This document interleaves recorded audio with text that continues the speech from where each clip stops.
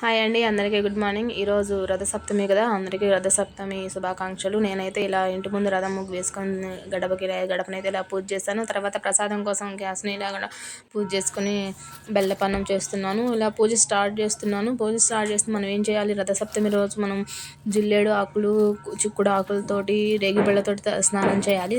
స్నానం చేసిన తర్వాత దీపం దగ్గర జిల్లేడు ఆకులను పెట్టుకొని మనం పూజ చేసుకొని అలా గోధుమ రవ్వ దీపం పెట్టాలన్నమాట. గోధుమ రవ్వ నాకు ఇక్కడ జిల్లేడు ఆకులు దొరకలేదు, సో నేను అందుకలా తమలపాకులైనా పెట్టుకోవచ్చు.